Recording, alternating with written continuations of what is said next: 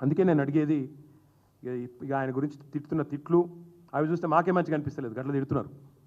ఆ తిట్లు అయితే మామూలు తిట్లు లేవు అవి. నేను ఎప్పుడు చూడలేదు, అట్లాంటి తిట్లు చూడలేదు, అట్లాంటి తిట్లు వినలేదు. భయం అవుతుంది ఆ తిట్లు చూస్తుంటే కూడా. అట్లాంటి తిట్లు పొరపాటున కాంగ్రెస్ వాళ్ళు అడిదికి ఓకుర్రెడ్డి, ముందే చెప్తున్నా. పోతే మాత్రం అక్కడ ఏం జరుగుతుందో మా బాధ్యతనైతే కాదు, ఎందుకంటే ప్రజలు విపరీతమైన కోపం మీద ఉన్నారు. మీరు పొరపాటున కూడా అడిదికి ఓకుండ్రి, పోతే మాత్రం ఏం జరిగినా మా బాధ్యత అయితే కాదు. కానీ ఒకటి మాత్రం పక్కా, ఇవాళ వేలాది మంది కుటుంబాలను రోడ్డు మీద పాడేసి, లక్షలాది మంది నిరాశ్రయులను చేసి, పేద మధ్యతరగతి ప్రజలు అన్ని అనుమతులు తీసుకొని కట్టుకున్న బిల్డింగ్లను ఇష్టం వచ్చినట్టు కూలగొడతా అంటే మాత్రం బీఆర్ఎస్ పార్టీ మాత్రం చూసుకుంటా ఊరుకోదు. ఖచ్చితంగా వారికి అండగా నిలబడతాం. నిన్న మా నాయకులు మాటిచ్చొచ్చారు. మా ఎమ్మెల్యే సుధీర్ రెడ్డి కూడా ఇవాళ పొద్దున చెప్పారు, నేను చూసిన. చైతన్యపూర్ పోయి చెప్పిండు, బుల్డోజర్ అంటూ వస్తే దానికి అడ్డంగా నేనే నిలబడతా అని చెప్పిండు. తప్పకుండా మేము అందరం కూడా చెప్తా ఉన్నాం, బుల్డోజర్లు వస్తే వాటికి అండగా, తప్పకుండా వాటికి ఎదురుగా, వాటికి అడ్డుగా బీఆర్ఎస్ పార్టీ నాయకులు అందరం నాతో సహా మేము వచ్చి నిల్చుంటాం, అడ్డుకుంటామనే మాట కూడా నేను తప్పకుండా చెప్తా ఉన్నా. ఎందుకంటే ఇది మంచిది కాదు. మీరు చేయాలనుకుంటే ఓ పద్ధతి ఉంటుంది. ఈ ప్రాజెక్ట్ చేయాలనుకుంటే ముందు అన్ని నెరవేర్చండి, ప్రజలకు ఇచ్చిన హామీలు నెరవేర్చండి. 6 గ్యారంటీలు అమలు చేయండి, రైతు రుణమాఫీ పూర్తి చేయి, 6 గ్యారంటీలు అమలు చేసి అందరి ఖాతాల్లో పైసలేయి. ఆ తర్వాత 1,50,000 కోట్లు నీ అయ్యే జాగిరా, ఇష్టం వచ్చినట్టు ఖర్చు పెడతాననికే. ప్రజల సొమ్ము అది, నువ్వు ఉంటావు పోతావు రేపు. 1,50,000 కోట్లు నీ విలాసాలకు, నీ కాస్మెటిక్ హంగులకు. ఆడ పేద ప్రజలు చేస్తుంటే, వాళ్ళ గూడి చెదిరి ఏడుస్తుంటే నువ్వు ఇష్టం వచ్చినట్టు నేను నా ఇష్టం వచ్చిన ప్రాజెక్టులు చేస్తా. ఎవడి కోసం చేస్తావు? ఎట్లా చేస్తావు ఇచ్చిన హామీలు నెరవేర్చకుండా? అందుకే ప్రజా కోర్టులోనూ ఎండగడతాం వీళ్ళను, సుప్రీంకోర్టు దాకా కూడా పోతాం అవసరమైతే. హైకోర్టు ఇవాళ చాలా స్పష్టంగా చెప్పింది. అందుకే మేము అనేదల్లా ఒకటే, కాంగ్రెస్ నాయకులకు కూడా నేను విజ్ఞప్తి చేస్తూ ఉన్నా. కొంతమంది మాట్లాడుతూ ఉన్నారు ఇది మంచిది కాదు అని, కొంతమంది లోపల ఉడుకుపోతూ ఉన్నారు. వాళ్ళు కూడా నేను వాళ్ళకు కూడా విజ్ఞప్తి చేస్తూ ఉన్నా, ఈ పేదవాళ్ళ కన్నీళ్ళ దాటికి మీరు తప్పకుండా ఇబ్బంది పడతారు. కాంగ్రెస్ నాయకులారా చెప్పండి మీ ముఖ్యమంత్రికి, పేదవాళ్ళతో పెట్టుకోవడం మంచిది కాదు. తప్పకుండా ఇవాళ తెలంగాణ ఉద్యమంలో ఈరోజు నిజంగా కరెక్ట్గా సాగరహారం జరిగి 12వ సంవత్సరం, ఈరోజు 12వ వార్షికోత్సవం సాగరహారం. మళ్ళీ మాకు అనుమానం వస్తుంది, మళ్ళీ అట్లాంటి ఉద్యమాలకి నిర్మించాల్సిన పరిస్థితి వస్తుందేమో అని. ఎందుకంటే ఒక్క దగ్గరగా చేస్తున్నది దాష్టికాలు.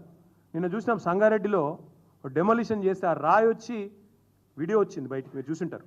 రాయి వచ్చి ఒక హోమ్ గార్డ్ అనుకుంటా, ఆయన పాపం ఆయన తల్లికి చచ్చిపోయిండు. చనిపోయినరా లేక చనిపోయినని తెలియదా? క్రిటికల్గా ఉన్నారు, హాస్పిటల్లో ఉన్నారు.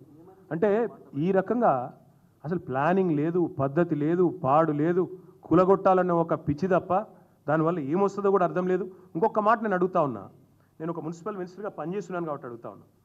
మూసీలో మేము గతంలో ఎవరిని డిస్టర్బ్ చేయకుండా మా పార్టీకి మేము ఇవన్నీ చేసినాం. బ్యూటిఫికేషన్, సుందరీకరణ అంటే పేదలకు కడుపు కొట్టకుండా కూడా చేయొచ్చు. మేము చేసి చూపెట్టినాం. నాగోల్ దగ్గర 5 కిలోమీటర్ల పరిధిలో మేము ఇవన్నీ కూడా మీకు ఇస్తాను, తీసుకోవచ్చు. ఒక్కటి కాదు మేము చేసింది, 15 బ్రిడ్జిలు మంజూరు చేశాం మూసీ మీద, 545 కోట్ల రూపాయలతో. అలా కొన్ని నిర్మాణంలో ఉన్నాయి.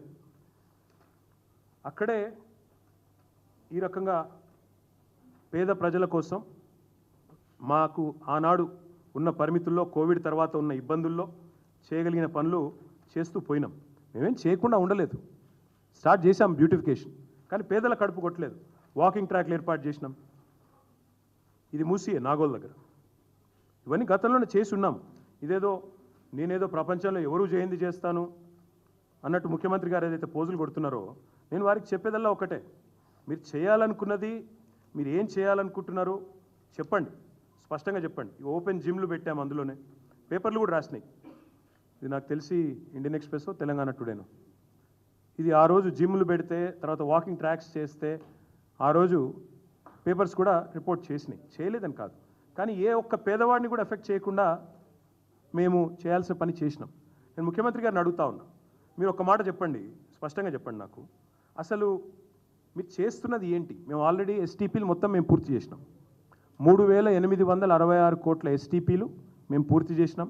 నిన్నగాక మొన్న నేను కూకట్పల్లిలో, ఫతేనగర్లో అక్కడ ఎస్టీపీని కూడా నేను సందర్శించినాను. చక్కగా నీళ్ళు కూడా, ట్రీట్మెంట్ కూడా చక్కగా జరుగుతుంది. ట్రీటెడ్ వాటర్ కూడా చూశాను నేను అనేది ఎస్టీపీలు మేమే పూర్తి చేసినాం. 15 బ్రిడ్జిలు మేమే మంజూరు చేసినాం 545 కోట్లతో. మరి నువ్వు దేనికి ఖర్చు పెడుతున్నావు 1,50,000 కోట్లు? నిజంగా ఈ ముఖ్యమంత్రి గారు మాట్లాడుతుంటే అర్థం కావట్లేదు. నిన్నగాక మొన్న ఆయన అంటాడు, అసలు కొంతమంది ఇళ్ళకి వెళ్ళి వచ్చే మురికి నీరు చెరువులకు పోతుంటే దాన్ని నేను అడ్డుకోకపోతే నేను ముఖ్యమంత్రి ఎట్లయితా? నేను నా డ్యూటీ చేయకపోతే ఎట్లా? ఈరోజు ముఖ్యమంత్రి గారి ఇంట్లోంచి జూబ్లీ హిల్స్లోంచి వచ్చే మురికి నీరు ఏడబోతుంది ఆయనకి ఎరికేనా? మరి ఈ మురికి నీరును మాత్రమే, మురికి నీరు పోతున్నది గ్రౌండ్లోకి కానీ లేదా పక్కన ఉండే కుంటలలోకి కానీ అంటే మరి ఎస్టీపీలు కట్టిందే అందుకు కదా, 100% ఎస్టీపీలు కట్టింది ఎందుకు? కట్టాం కదా ఆల్రెడీ. ముఖ్యమంత్రి గారికి కూడా తెలియదు పాపం, ఆయనకు అవగాహన లేదు, సబ్జెక్ట్ తెలియదు. ఈ డ్రైనేజ్ వ్యవస్థ అంతా ఎక్కడెక్కడైతే ఇండివిజువల్ హౌసెస్కి అయితే ఎస్టీపీలు ఉండవు కదా, గేటెడ్ కమ్యూనిటీస్కి ఉంటాయి, అపార్ట్మెంట్ కాంప్లెక్స్లకు ఉంటాయి, లేదా ప్రభుత్వం కట్టినంటే నాలాల మీద మనం కట్టిన కాడ ఉంటాయి. అంతేగాని ఇండివిజువల్ హౌసెస్కు, ఇండివిజువల్ డ్వెల్లింగ్స్కి అయితే ఉండవు. కానీ పాపం ఆయనకు తెలియక ఆయన ఎన్నెన్నో మాట్లాడుతూ ఉన్నాడు. దానికి ఇదే ఆహా ఓహో ఈయన కొత్తగా గొప్ప విషయాలు చెప్తున్నాడని మీడియా దానికి మరి అనవసర ప్రచారం కూడా కల్పిస్తూ ఉంది. నా విజ్ఞప్తి మీతో కూడా, అట్లా ఎస్టీపీ లేదు కాబట్టి ఇల్లు కూడా కొడతా అంటే హైదరాబాద్లో నాకు తెలిసి ఒక ఇల్లు కూడా మిగలేదు. నాకు చూపెడతారు. ఇప్పుడు ముఖ్యమంత్రి గారి ఇంట్లో ఎస్టీపీ ఉందా? చూపెడతావా? నిన్న మా హరీష్ రావు గారు ఒక ఆరోపణ చేసినారు, కొడంగల్లో ముఖ్యమంత్రి ఇల్లు కుంటలో ఉన్నది అని. మరి ఇల్లు కూడా కొడతావా? రెడ్డి కుంట, సర్వే నెంబర్ 1138. మీ బ్రదర్ తిరుపతి రెడ్డి FTL ఉన్నాడు, కూలగొడతావా? మెమో ఉంది క్లియర్గా, ఏమని? 500 మీటర్ల లోపు ఉస్మాన్ సాగర్ కానీ హిమాయత్ సాగర్ కానీ 500 మీటర్ల లోపు నిర్మాణాలు ఉండొద్దు అని. ఇలా మీ మంత్రులు మీ ఎమ్మెల్యేలు ఉన్నారు అందులో, కూలగొడతావా? మరి వాళ్ళకేమో నోటీసులు ఇస్తారు పెద్దవాళ్లకు, వాళ్ళనేమో కాపాడుతావు కంటికి రెప్పలాగా, పేదవాళ్ళని మాత్రం ఇష్టం వచ్చినట్టు కొడతామంటే ఎట్లా ఊరుకుంటారు అనుకుంటున్నావు? నీకు నిజంగానే నిజాయితీ ఉంటే ముఖ్యమంత్రి గారు, మీ అన్నగారి ఇల్లు ఫస్ట్ కూలగొట్టు, అక్కడ FTLలో ఉన్నవాళ్ళు, బఫర్లో ఉన్నవాళ్ళు ఇల్లు అన్నీ కూలగొట్టు, నీ ఇల్లు కొడంగల్లో కూలగొట్టు. అదేవిధంగా తర్వాత మీ ఎమ్మెల్యేలు మీ మంత్రులు ఎవరైతున్నారో పెద్ద పెద్ద నాయకులు 500 మీటర్ల లోపు ఈ జంట జలాశయాలకు నిర్మాణాలు ఉండవద్దని రూల్ ఏదైతే ఉందో మీరిచ్చింది, అది మేమీ లేదు కూడా. 2010లో అనుకుంటా కాంగ్రెస్ గవర్నమెంట్ ఇచ్చిన మెమో ఉంది, మీకు షేర్ చేస్తాను చూసుకోండి. 2010లో ఇచ్చారు. మరి దానికి అనుగుణంగానైతే 500 మీటర్ల లోపల ఒక్క నిర్మాణం ఉండొద్దు. మీ ఎమ్మెల్యేలు మీ మంత్రులే ఉన్నారు. మీ రెవెన్యూ మినిస్టర్ ఇల్లు ఉంది, వాళ్ళ తమ్ముడిది ఉంది, మీ ఎమ్మెల్యే వివేక్ది ఉంది, మీ KVP రామచంద్రరావుది ఉంది, ఇంకా చాలామంది ఉన్నారు. ఇక మధు యాష్కి గౌడ్ గారిది ఉంది, ఒకరుగా చాలామంది ఉన్నారు.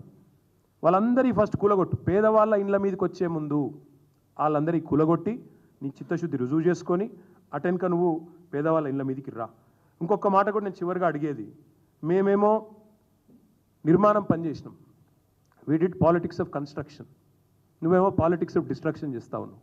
Politics of destruction and distraction, విధ్వంసం, మేమేమో వికాసం, ఈయననేమో విధ్వంసం. మేమేమో పని చేసుకుంటూ పోయినాం, అందరూ మా వాళ్ళే. ఈయన మాత్రం ఏంటి, అసలు గ్యారంటీలు అమలు ఎక్కడ అడుగుతారేమో అని చెప్పి ప్రజల దృష్టి మలచడానికి ఇవాళ డిస్ట్రాక్షన్ టాక్టిక్స్ అన్నీ చేస్తూ ఉన్నారు. చాలా ఉన్నాయి చెప్పాలంటే, కానీ నేను చివరికి ముఖ్యమంత్రి గారిని ఒక మాట అడుగుతా ఉన్నా. నేను అసెంబ్లీలో అడిగితే కూడా